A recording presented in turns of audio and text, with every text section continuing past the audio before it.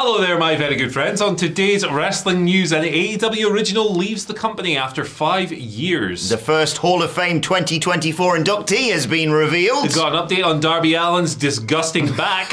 And a backstage report on AEW morale. I'm Adam Wilborn. And I'm Andy Murray. And this is the news. Yeah, alright, we're going to kick this one off by talking about Mike Hamfoot. I don't know, what's going on? My brain hasn't fully clicked into work mode yet. Mike Santana. Yes. Mike Hamfoot. Who's that? Mickey, Big Mick. Big Mick Dudley. There you go. There you go. Dudley boys. This is a disaster, but we're going to keep it rolling. Who cares? Mike Santana's gone from AEW. Oh. There you go. That's the news. Fightful Select reporting this yesterday, noting that having not wrestled for AEW since October, Santana is officially gone. So he'd actually been removed from the roster page prior to this. That always gets people going, why is this person there? Although with AEW's roster page on their website, unfortunately, sometimes it's just a mess up. Yeah. Like, sometimes, they've deleted MJF. Well, yeah. Like, pardon me? There was a glitch once where I think MJF was all of the world champions at once. Fair play. He was a trios champion all himself. Why not? He was a tag team champion all himself. So there you go, technically. But yeah, he'd not been backstage in months. Fightful note. Of course, he returned to AEW in August last year after 14 months out because he tore his ACL in Blood and Guts. He did the Stadium Stampede match at Allin. He did a feud with Ortiz, which was really good afterwards, culminated on Rampage. And then he didn't work again for AEW, and now he's gone. He's done a bunch of indie stuff recently. House of Glory, I think he's the world champion there. So, hey, fair play to him. But now he is off. So, storied run in AEW, and not for the best reasons. I think when Santana and Ortiz, I'm a huge time, long time fan of these dudes, going back to their TNA and their indie run. They came in as part of the Inner Circle. It was Double or Nothing they debuted? Yes. With the masks and everything. Bad with pay-per-view names, so if it was a different show, let me know. Yes, many years ago, our brains are soup now. I'm a buffoon. They came in and I was like, oh cool, that's another world-class tag team for this division. And they never really got that high-level tag run. They were never tag team champions. Yeah, that's weird. Santana and Ortiz, which is strange. I think they were tethered to the Inner Circle a little bit too long. And it never really took off for them in that sense. Of course, Santana and Ortiz then fell out with each other in 2022. Personal stuff, people fall out. It happens. I'm not going to judge them for that whatsoever. But there was a report, I did the rounds, it was like, hey, Santana wanted a little bit more from their run, whereas Ortiz was maybe a little bit more content. I don't know if that's true. Hey, whatever, you can see why they might clash. But it was a shame nonetheless, because they've been friends for years, and you hate to see stuff like this. Ortiz is still in AEW, of course. So, look, I'm never going to hate on a guy for wanting more. Than what he currently has, particularly if he feels like he's maybe not been booked as well as he could have, which I agree with. I love Santana and Ortiz, and I don't think they ever hit those heights. Yeah, disappointing run through no fault of their own, through no fault of Santana's or Ortiz's, like you say. Yeah, a real shame this. I'm excited to see what he does next, because like you say, I think he's a phenomenal talent. I didn't know a great deal about him until he came into AEW, and then subsequently I just thought, yeah, he was awesome. I thought they should have held tag team gold, as you say, and I thought that feud they had should have been on AEW Dynamite. I've got to be honest, because after I didn't have to watch it for my job, I stopped watching AEW Rampage. There's a lot of stuff to do, and I have a child now. And I saw there was a great video package I think they did to set up their final match in that feud, and I was like, why isn't this on Dynamite? Why isn't this everywhere? And people are like, oh, well, it's on other shows. You should be watching other shows. No, they deserve to be front and centre of the flagship show, in my opinion. Especially, like you say, with all the stuff they've been through and then subsequently, not necessarily making up, but at least working together. Yeah. You had something really good there. But like I say, really excited to see what he does next, because he's a fantastic talent, Santana. Yeah, 100%. So, I do hope that he ends up getting something that he feels more fulfilled with, because clearly he wasn't that fulfilled with what ended up happening in AEW. He came back, he was huge. He doubled his body mass. I was like, hell yeah, this guy's been working hard. I'd get him in WWE, man. I think he could be great there. Big fan of this guy. Hope he does well. Yeah, we'll keep you posted on his developments. And we'll move on now to the WWE 2024 Hall of Fame. It's all been very quiet. Loads of speculation about who should be going in. Victoria. But The first inductee has been announced. It was announced by the Associated Press and then, of course, confirmed by WWE. It is going to be, because we're in Philadelphia, the Sandman! Paul Heyman going into the 2024 Hall of Fame. Triple H tweeted, he's been a promoter, a manager, an executive, a wise man, and now a WWE Hall of Famer. There's more to say about at Heyman Hustle on X. He tagged him, of course. But as always, it's best to let him say it himself with a live microphone in Philadelphia. So now the conversation, I suppose, Andy, turns to who inducts him. You know, you've got a whole host of ECW stars that could do it. You could got Rob Van Dam, you could Dudley Boys, etc., etc. Could be the Sandman. Could be 911. It was 911 all along. Yes, there's also speculation, particularly from Scott Carlson, who wrote this up, that Stone Cold Steve Austin could do it. He had time in ECW. That's where he honed the Stone Cold persona, of course. And Paul Heyman is such a huge legend within the industry. I would not be surprised if Stone Cold says, yeah, I'll do something like that. I'd like to have him around WrestleMania weekend as well, because maybe he could get involved in the whole Bloodline Rules main event that I'm speculating is going to happen on night 2. But are you telling me there might be interference in a Bloodline match? Hey, surely. At least it's written in this time, Yeah, I suppose. 100%. But yeah, Paul Heyman, Philadelphia Hall of Fame. It just makes sense. Yeah, it was a total no-brainer. I mean, what else were you going to do? You're in Philly, the home of ECW. What are you going to go? Eric Bischoff. Yeah. Like again. Like was Eric? Is Eric in the Hall of Fame? I don't know. No, everyone's bloody in there. It Yeah. feels like, except for Victoria. Yeah, there's a lot of active people who they haven't done yet as well, who I guess they're saving up. But yeah, very fitting. I'd imagine he's the headliner. Maybe, think or so? you'd assume. He merits it, yeah. Yeah, I mean, he's like a top 3 manager of all time. And like, I'm, Bobby Heenan, and I'd love to say his name, but Jim Cornette was a great manager. Also, helmed ECW, one of the most important cult promotions of all time. It's Paul Heyman. But, there's no counter argument. Yes. We're going to be there, of course. Well, we're not going to be there, but Simon Miller and Phil Chambers are no doubt going to be there, because it goes on immediately after SmackDown, of course, on Friday night. So on that day, which is like, 4 weeks? We fly in 4 weeks tomorrow, I think it is. Something like that. I'm looking at my phone like it has the answer. Yeah, which is insane and really exciting. But yeah, we'll bring you all the fallout from that. I'm excited to see what he says in that speech as well, because he's a man known for going in hard. And he does waffle on a lot, Paul Heyman. So maybe you should get someone like who keeps it succinct and brief to introduce him, like Hillbilly Joe. I knew you were going to say it, and I still love it. Why not? Let's talk about something else. What is it? I can't remember. Darby Allin. Darby Allin's back, ladies and Darby gentlemen. Allin's back, right? I figured people would probably want an update on him because lots of people talking about that, the spot and the injury and the blood and all of that. And him doing a coffin drop afterwards. Yeah, a lot of safety police doing the rounds these days. Shut up. People who know more than doctors actually as well, which is quite fascinating. Yeah.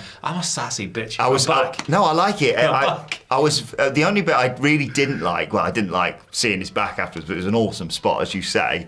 It was the bit where Sting's won. Spoiler alert. Although, what are you doing? If you're watching this, not having watched Revolution, Sting hugged him, and I was like, ugh. Yeah, don't touch him, brother. No, hell no. But yeah, is his back all right? Yeah, he's had 12 stitches. Is that it? Yeah, that's it. This is according to Brian Alvarez on Wrestling Observer Live, not radio. Yeah, he's had 12 stitches. I don't know if that's a lot or not. I had no idea. It looked like his back needed more, I'll be honest. It looked like he needed a back transplant. Yeah, just shave it all off and start again. Yeah, just slap a new one on there, sew it up, you're good to go. Seems like it would be less hassle. God. It was disgusting. Yeah. I loved it. I honestly, I shut my eyes and I can see it. Yeah. It was horrific, but it was very apropos in terms of people say, save the big bumps for the big matches. That's one of the biggest matches Darby Allin arguably is ever going to be involved in. Definitely. And if you want to take him out of the match, even if you will come back and hit him with his bloody back later on, that's a spot to do it. Definitely. I loved seeing all the different angles and the fan cam stuff, and my word. But yeah, relieved he's okay. That's the most important. Yeah, I mean, it doesn't seem like the best state to be in when you're about to prepare to climb Mount Everest. Yeah, but is he going to do the tag tournament straight away? Or I mean, it's a good way of, I suppose, of getting him out of the tag tournament. Of like, yeah, he's not 100%. He's wrestling Jay White at Big Business. Oh, for God's sake! It doesn't stop. But it's down to him and his doctors. We're not qualified to say he shouldn't be wrestling. No. Right? That's all nonsense. That's all nonsense. Listen to the pros. You know what else we're not qualified to comment on? The state of the AEW locker room, because we're not in there. We can just bring you reports from what people say backstage. Loads of speculation about this recently. You know, people saying that morale has improved, but then also I think it was Meltzer who said, yeah, some people are still pissed off that they turn up and they don't know what they're doing. I thought the timing of that report was very transparent. Like a couple of days before Revolution, Sting's big match. Yeah. It's like, who's put that out there? That's interesting. But the AEW locker room leader, I think that's a fair assessment, Samoa Joe, and world champion, of course, yes, sir. On the post-Revolution media scrum has updated us on the status of the AEW locker room morale. And it sounds fantastic. He says, as far as our locker room community, I don't think it's ever been tighter. I don't think it's ever been better. There's an enthusiasm backstage that is infectious. It's because we have so much new burgeoning talent. We have so many new opportunities to go out there and entertain the crowd with the people that we have at our disposal. There's just genuine excitement among the locker room. It's been a long time since this spirit has been felt here, and I'm very much looking forward to where this leads us in the future. I just like reports like this because I don't like hearing that everyone's sniping at each other backstage or people don't really like going to work. Yeah, we haven't heard like a proper, obviously we had that one before the pay-per-view, but like I said, I think that one was quite transparent. But we've not had like a proper... Look, I love the guy, but since CM Punk left, it has not been much rumours of backstage discord in AEW. You have there. I'm a punker through and through, but, you know, 2 + 2 = 24 in this case. So, yeah, I mean... Samoa Joe speaking at a company press conference, he's the world champion. He's not going to sit there and go, yeah, it's rubbish, I hate it here. But some people would. I also get the sense if I was backstage moping about a bit and Samoa Joe went, cheer up, I'd be like, all right, yeah, it seems all right. Yeah, no worries, Joe, I love it here. Like, yeah, you would. He is, like, we've met him before, haven't we? And he is terrifying, but a lovely bloke. And so I think he's the right person to be at the top right now in terms of just making sure people get along backstage. Yeah, I love Samoa Joe. You wouldn't cross him. No. And, he's also great, so there you go. And you know what you can do to improve your morale? Ask questions. Well, you can ask questions, but before we do that, book tickets to our live show that goes on. Still plenty of general admission tickets left. If you want to come along, you should come along. Meet in your WrestleMania sandwich. I forgot the URL. Whatculture.com/tickets. I've covered it with a book. That's useful. Yes. That's good. Sunday, day 2 of WrestleMania, basically, goes down at lunchtime at the brilliant Underground Arts in Philadelphia. Don't worry, we're all going to night 2 as well, so we can all get in a big bus together and head over afterwards. That's not a promise. That's not a promise. And the card is subject to change, all that sort of thing. But yeah, it's going to be great. We're all going to be there, and it's going to be really enjoyable, and hopefully just all good feelings as we head towards night 2 where Cody finishes the story. Imagine if he didn't.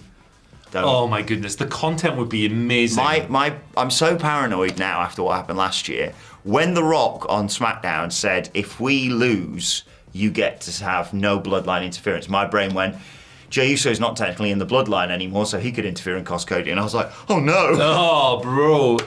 Please no. Die. Anyway, actually, speaking of the main event, let's get to the Twitter questions, because one of the Twitter questions is about that at WhatCultureWWE, or Andy's posted the thread on our YouTube community page. Wednesday, Thursday, Friday. We'll be taking all of our questions from there throughout the rest of this week. But on X, Senor Benja starts us off. Thank you as always. Saying, with all the bloodline stuff and Roman versus Rock still being a money match, how feasible would it be that they use part of the main event of WrestleMania 40 to set up Roman versus Rock for WrestleMania 41? P.S. Happy to have you back on the Daily News, Andy. Thank you very much. Thank you very much. Yeah, I think that's probably the direction, right? I think the likeliest outcome of that tag match is like The Rock walks out on Roman or punches him in the face or something like that. And then that leads to the scenario of Cody winning the next night because there's no bloodline. So, next year, it's much easier probably for The Rock to plan his spots now as well, now that he's an executive and a board member. He can probably go, no, Hollywood, I will not do Black Adam 2. No matter how much you demand, you're not demanding it. Okay. Skyscraper 2, that's what you should do. Oh, that's what you should do. Yeah, Money Plane 2. Baywatch 2, never. But yeah, I think that's the... Yeah, did you say Money Plane too? Yeah. Put The Rock in that. Why not? Okay. Hey, they're not doing Copeland to get The Rock in. Yes. Yeah, why not? Other wrestling stars just add in because... I mean, it's Money Plane. Anything it's the best film. Better than anything on Money Plane. You want to see a snake shag an alligator or something like that? Like that? Money Plane. Anyway. But yeah, I think that's what's going to happen. I don't know what happens tonight 1. I have a feeling now... I kind of want this. I do apologise whoever tweeted this. I saw someone tweet that the heels, the Bloodline win night 1, so we do get Bloodline rules night 2, and you get all the shenanigans, and you've got like Jay taking out Jimmy, or Jimmy just not being involved because of the Jay match. You can have, I don't know, Sami Zayn, for example, taking out Solo Sikoa. Paul Heyman can just take a single bump and then never recover, basically. And then you've got Roman and Cody, but oh no, The Rock's waiting in the ring. He's going to, take out Cody Rhodes. And I saw someone tweet, what if then the glass shatters, comes down, Stone Cold Stunner, and then Cody, please God, finishes. Actually, I think the tweet said Cody still loses, but not that. Cody should finish. Yeah, you cancel that part. Anthony Ekman gives us our second question of the day. Cheers for your question, Anthony. When do you think the Judgment Day will break up? I'd say by SummerSlam, says Anthony.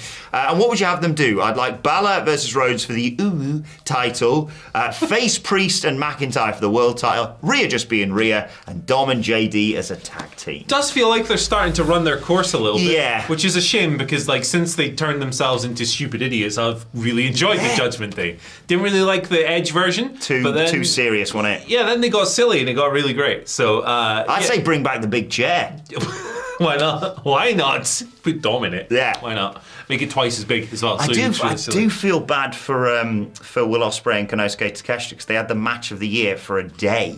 Yeah. And then Dominic Mysterio came and took it with Gunther, 2 more super workers. I think they had the match of the year for about half an hour on the weekends. Yeah, that's probably fair. Yeah, until then Sting showed up. But yeah, I think it's, like you say, WrestleMania is probably going to be the catalyst for that. Yeah. You're probably, fingers crossed, going to see Awesome Truth win the tag titles, only briefly, don't worry.